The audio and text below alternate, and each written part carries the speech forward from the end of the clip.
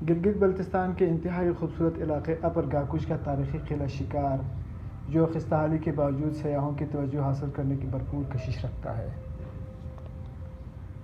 پہلی بار ہم آپ کو گاکوش قلعے کے احوال اور اس کی مکمل تاریخ سے آگاہی دے رہے ہیں۔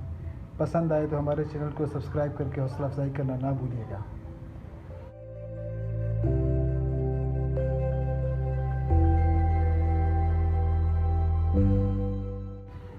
اپر گاکوش، جہاں یہ تاریخی قلعہ واقع ہے، ضلع غزر کے district head quarter city Gakuch سے کوئی 10-12 کلومیٹر کے فاصلے پر لگ بھگ 900 میٹر کی بلندی پر واقع ہے۔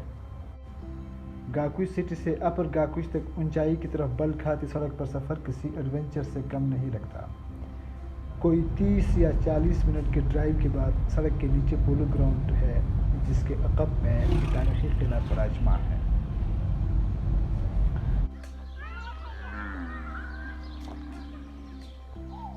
ناظرین، اب ہم یہاں پہنچ چکے ہیں۔ یہ ہے قلعے کے فرنٹ پر ٹاور، اور اس کے قریب ہی ایک چھوٹا سا گیٹ نظر آ رہا ہے، جس کی دیواریں بھی گر گئی ہیں۔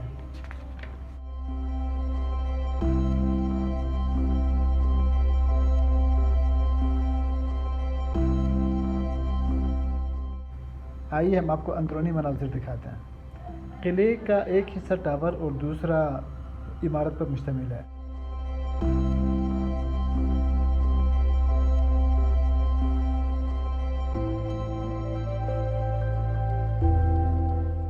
آئیے پہلے عمارت کو دیکھتے ہیں۔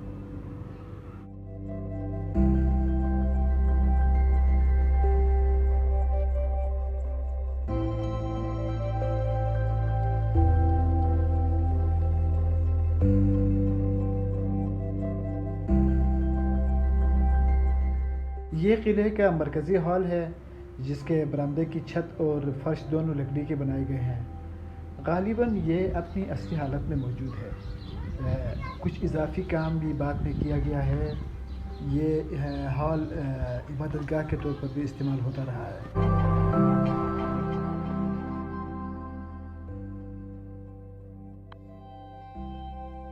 یہ ایک اور کمرہ ہے، اس میں کارپیٹ بھی بچھی ہوئی نظر آ رہی ہے۔ بجلی کے کچھ سوئچ بھی نظر آ رہے ہیں۔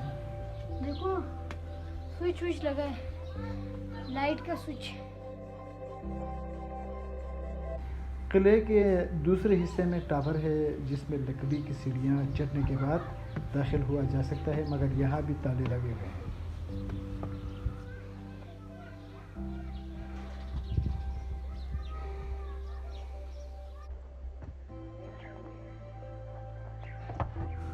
ٹاور کے پچھلے حصے میں غالباً تہخانہ ہوا کرتا تھا، اب یہ مٹی سے بھر چکا ہے۔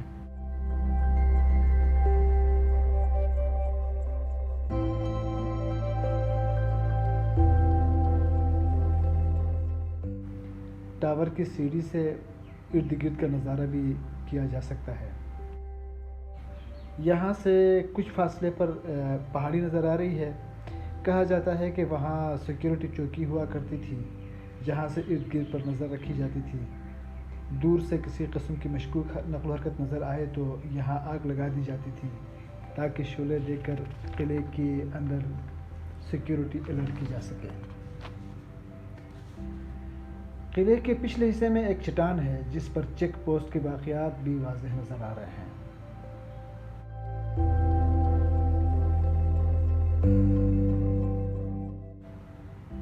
جہاں تک طرز تعمیر کا تعلق ہے، اس میں کوئی ایسا کام تو نظر نہیں آ رہا ہے کہ جسے شاہکار کہا جائے۔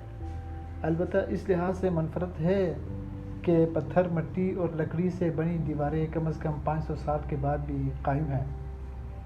غالباً زوال سے پہلے یہ بہت شاندار قلعے کے طور پر جانا جاتا تھا۔ کہا جاتا ہے کہ اس کے ارد گرد 4-5 اس طرح کے مینار ہوا کرتے تھے۔ قلعے کے اندر چشمے کا بھی انتظام تھا، تاکہ کسی بیرونی حملے یا محاصرے کی صورت میں پانی کی قلت نہ ہو۔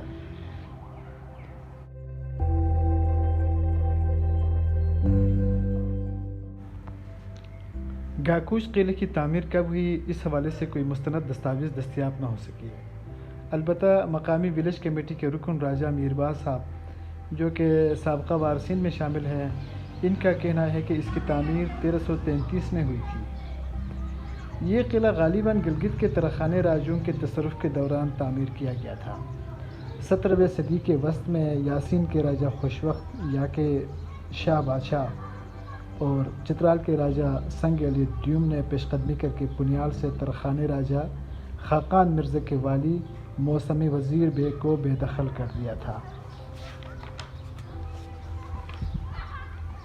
اور شر قلعہ میں شاہ برش اور گاکوش کے اس قلعے میں خوشوقت خاندان کے کسی اور فرد کو تعینات کیا گیا تھا۔ پنیال کا برشی خاندان خوشوقت خاندان کی ہی شاخ ہے، تو کہا جا سکتا ہے کہ 17ویں صدی کی وسط سے یہ قلعہ اس خاندان کے قبضے میں رہا ہے۔ اسی عرصے میں اس کی توسیع بھی ہوئی اور مرمت بھی کی گئی ہے۔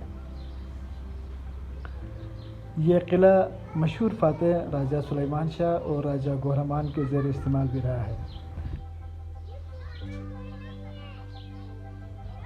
گلگت بلتستان کے پہلے پولیٹیکل ایجنٹ کرنل ڈیورن 1888 میں اپنے پہلے دورے پر چترال جاتے ہوئے اس قلعے میں کچھ دن ٹھہرے، تو راجہ اکبر خان نے ان کی میزبانی کی تھی۔ انہوں نے اپنی کتاب دا میکنگ آف فرنٹیئر میں یہاں قیام کے دوران شکار کھیلنے اور قریب واقع غار جو کہ جڑو ملک کے نام سے مشہور ہے اس کا تذکرہ بھی کیا ہے۔ یہ جو مشہور جو ہے روسی توسیع پسندی کی باتیں ہو رہی ہیں اور برٹش فوج کی تعیناتی کی باتیں ہو رہی ہے، یہ 1892 کی بات ہے، تو اس وقت جو ہے نا ایک بٹالین برٹش فوج یہاں تعینات کی گئی جو 3 سال تک کہا جاتا ہے کہ یہاں تعینات رہی ہے۔ اور پھر اس کے بعد جا کے 60 کی دہائی میں شاید برشیخ جو راجہ میرباز خان تھے، انہوں نے اس قلعے کو پھر چھوڑ دیا، اور وہ شیر قلعہ جب منتقل ہوا تو قلعے کا انتظام مقامی آبادی کے سپرد کیا گیا۔ پھر قلعے کے مرکزی حصے کو عبادت گاہ کے طور پر بھی استعمال کیا جانے لگا۔ بعد میں اپر گاکوش میں جمع خانے کی تعمیر کے بعد اسے کمیونٹی سینٹر میں تبدیل کیا گیا۔ یہاں اس کے کچھ آثار بھی نظر آ رہے ہیں۔ قلعے کے صحن میں یہ سائن بورڈ، پانی کا پمپ آج بھی موجود ہے۔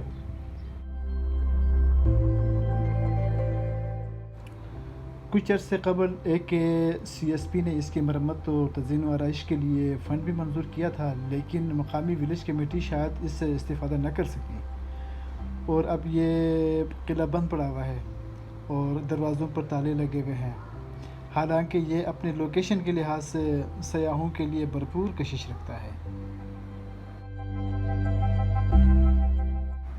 اس بات سے تو کسی کو انکار نہیں ہو سکتا کہ نہ صرف اس تاریخی ورثے کو معدومی سے بچانا چاہیے، بلکہ اس سے جدید تقاضوں کے مطابق استفادہ بھی کرنا چاہیے۔ جی ہاں، بالکل استفادہ کیا جا سکتا ہے، دنیا بھر میں اس قسم کے ورثوں سے استفادہ کیا جاتا ہے۔ یقیناً ہماری جو ولیج کمیٹی ہے اس کو اس کا احساس بھی ہوگا اور زیادہ بہتر انداز میں اس کے استعمال کے طریقوں سے آگاہی بھی ہوگی، لیکن اسے عملی جامہ پہنانے میں پس و پیش کیوں ہے، کیا رکاوٹیں حائل ہیں، پھر ان رکاوٹوں کو دور کرنے میں کتنا وقت لگ سکتا ہے، ان چیزوں کو سارٹ آؤٹ کرتے کرتے کہیں یہ معدوم ہی نہ ہو جائے۔